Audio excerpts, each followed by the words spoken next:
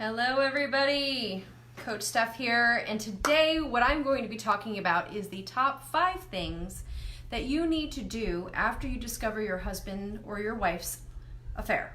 Now, the hint is, it's not get a lawyer. And what I have discovered through my own research, my own experience, and then even with my clients is people tend to get a lot of bad advice.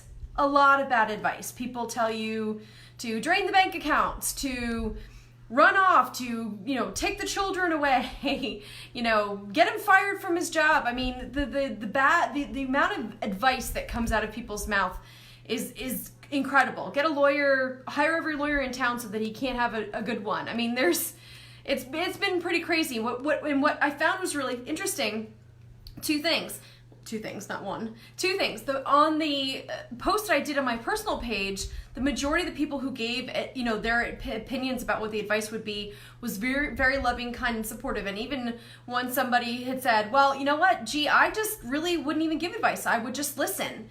And that in and of itself is amazing, amazing advice. And would love to see that more people would do that rather than giving the bad advice. And so how I came to the point of bad advice is not only the advice that I got myself when I went through my own situation last year, but also from my clients. In my private group that I have called Healing with Grace and Gratitude, there are, I've got almost 100 women in that group, and I asked them, I said, hey, you know what, tell me, after now going through your own, dealings with infidelity, what was the best advice you got versus what was the worst advice? And for the majority of women, their best advice that they got was to take care of myself, to focus on myself, focus on the kids, not make any rash decisions, like they're all this. And the bad advice was clean out the bank accounts, hire a good lawyer and take him for all he's worth, all of these things, right? And so it's interesting to me that that the best advice really from my own experience and from clients really was the loving and caring and supportive pieces, really where you weren't focused so much on your spouse, but it really is about taking care of yourself, which is the whole premise of my coaching and my coaching programs that I've created is really centered around taking care of you and healing you so that you can make a decision about your marriage, whether you choose to stay or choose to go, but give yourself the grace and the time that you need to be able to deal with what's at hand before going off and making a decision. And so, the 5 things that I want to try and convey to you guys today about really what are the best things you can do for yourself if you discover that your husband or your wife has had an affair. Number 1 is figure out a way to center yourself. This is something that I cover in my group and in my group coaching is different ways to really center yourself, because what happens is, and if you've experienced this, you'll know what I'm talking about. Once you discover it, you're obviously very upset and you go through this very traumatic period. But even in the coming days, weeks, and months, you'll sort of be going on and living your life because, of course, life goes on, right? Even though you feel like life has ended in some senses. And you'll be like in the middle of the grocery store or, taking the kids to soccer or, in the middle of work. And all of a sudden, the rush of what I call reality hits you. The reality of what is going on in your life hits you, and it can be extremely overwhelming. And you can feel as if you have like no idea what you're going to do. You have no idea how to even, function. And so really figuring out how to center yourself back into a moment and not let the overwhelm and not let the trauma sort of overtake you, especially if you're like driving the kids to soccer or you're in the middle of the grocery store. You can't go excuse yourself and fall apart in the bathroom, right? If you're at home and you're by yourself, sure, go ahead and fall apart. So that's one thing that's really, really key to try and do is figure out a way to really center yourself. And in those moments when you feel overwhelmed, to be able to kind of bring yourself back into center. And the second is, and this is a big one, and it's really, really hard, and believe me, I've been there, is to not take on the shame and the guilt of your spouse's affair. A lot of people end up questioning themselves. They think, this is my fault, I did something wrong, so on and so forth. And really having to let go of that judgment of yourself is going to be one of the biggest keys to helping you through this process. Because you're already going to be dealing with a whole lot of trauma and a whole lot of hurt and a whole lot of pain, and the ripple effects that come from the affair, when it goes out to your job and your spouse, your family, and so on and so forth, right? There can be a lot of ripple effects there. And so taking on the guilt and all of that on top of it is really only going to make it worse for you, and it's really not going to serve you.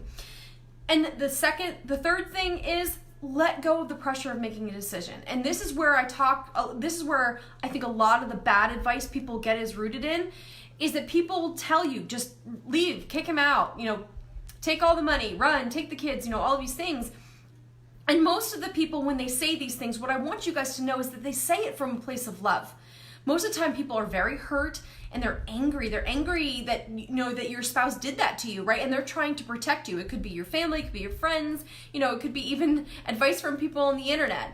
That is it's obviously a very hurtful thing. And a lot of people try and see like, well, they hurt you, and then it's almost like a retaliation.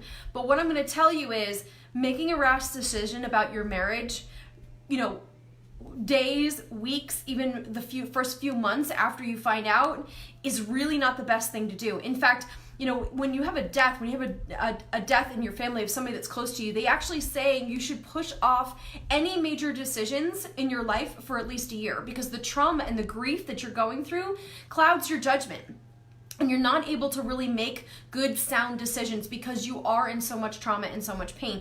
And the grief and trauma that comes along with infidelity is almost the same as the grief of a death and the trauma of a death. And, these days they're actually really starting to do more research on that and show that, that post-infidelity trauma is a real thing, and people can suffer from PTSD from it. I myself did, and had to go through certain types of therapy to be able to deal with that. And so that's a real thing. And so there's a lot of research and a lot of indicators that say, don't try and make a decision about your marriage if you can. Now, there are times where you have a spouse that cheats on you and they say, yeah, you know what, peace out, I'm out, I'm going to go, be with this other person. Then you're not left with a choice. And that's a different situation. But in a situation where you are left with a choice, hold off on making a decision. Allow yourself the time to heal and grieve what you've been through before going and making a big solid decision that could be life altering, not only for you, but for your kids and for other people in your life. So just take that into consideration. And number 4, give yourself permission to put yourself first. Now, I know as a woman and as a mom, will have real hard time sometimes putting myself first, even on the best day. I want to pour out into my kids and pour out into my work and, and all of these other things. And so even on my best day, it's hard for me to try and put myself first. But there's a lot to the fact that, like I said, you go through all this trauma, you're dealing with grief, you need to take care of yourself. And typically what happens especially with women in situations where they have their spouses cheat on them, they feel like they have to pour into their husbands. They have to prove to them that they're worthy of staying and that their marriage is worth saving. And so they literally put themselves aside and totally focus in on their husbands. And I'm telling you that is one of the worst things you can do, because number 1, you're not only filling your own cup and trying to take care of yourself going through such a traumatic event, but the pressure that you're then putting on your spouse, who may in and of itself trying to heal from what's going on and trying to get grips on what has transpired, right? And so what you're doing is by only focusing on yourself, only focusing on your marriage, only focusing on your husband, trying to fix something and not dealing with yourself, you're leaving yourself vulnerable to many, many things, including like not sleeping, not eating, and then you can't show up as your best for your kids or for anybody else. And, in the worst circumstances, if your husband decides to leave and all you've done is pour into him, then you're then left stuck being completely empty and nothing to fulfill you. And so that's another key thing that we really work through in my coaching program, is really making sure that we're spending the time on ourselves and that we're really trying to heal ourselves and be the best that we can, even in the worst of the situations that we're in. And day 5 is really building a tribe of support. So I'm really big on this, and it's creating a tight circle. It's not letting everybody know what's going on in your life. But here's the thing. I'm not saying that because you should be ashamed of what's happening and you don't want people to be ashamed to judge you or to judge your husband or your wife. I'm saying this to you because all of those bad advice that I'm telling you about, they can come from a lot of that circle, that circle outside of you. And so you want to make sure that you're really keeping that circle tight. Really try and rely upon the people that you know and trust, especially those that you know will not hold judgment. And even before you tell them, say to them, look, I'm coming to you. I want you to be in on this. I need your support. But in order to do that, I need you to promise me that you're not going to judge me. You're not going to judge my situation. You're not going to judge the people that I'm about to tell you about in this situation. Really kind of making that clear and creating a container in which you're going to sort of like lean on the people in your life, because let's face it, you're going to need somebody. You're going to need somebody, preferably a lot more than just one person. This is a very isolating thing to have happen. It is very traumatic, it is very painful, and it is really hard to walk through a season like that and not have the support, which is actually one of the reasons why I created Healing with Grace and Gratitude, my free support group, is to give women, typically women, sorry men, I don't allow men in there, but give women a place to vent, to go to just be like, this is how I'm feeling right now. Does anybody else realize, or does anybody else feel this way? Right? Or am I crazy for thinking or believing this? And have the community, we're now almost 100 plus women that says, no, you're not crazy. I felt the same way, and this is what I did, or this is how I got through it. And I go in there and I do this coaching just like I'm doing here, obviously in more detail, and really provide them the support to know that they're not alone in how they feel. They're not alone in the pain that they're going through. They're not alone for like the thoughts that they think, right? And one of the ones that I continue to hear a lot from my clients and from the people in the group is, I was the one that said, if my husband cheats on me, that's it, I'm done, I'm walking away. And here I am like wondering whether or not I should stay or go. And am I crazy? Am I weak? Is there something wrong with me? Am I stupid for trying to figure it out? To even question whether or not I should be in this relationship? And astoundingly, the majority of the time people say, no, you're not. I felt the same way. And, there's a very big mix of people in my support group. Some have chosen to stay in their marriage and work it out. And some, have been left by their spouse. And some have chosen to leave because the relationship wasn't salvageable. But really giving yourself that tight circle, that group of people that you can really rely upon. And here's the thing that I'm going to tell you. Sometimes it's not going to be the people that you think it is.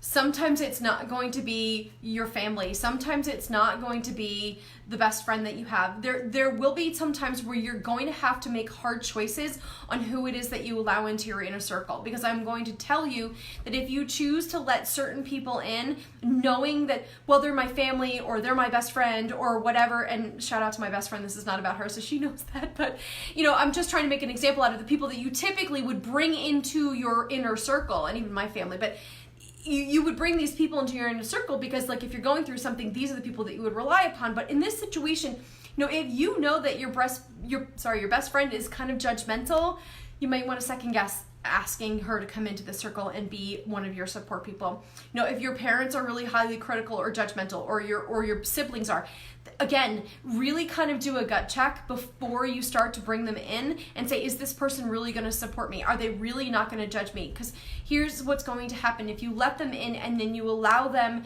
to know what's going on, and they're going to be judgmental and they're going to give you advice and they're going to push their agenda for your life on you, it's only going to make it 10 times harder for you.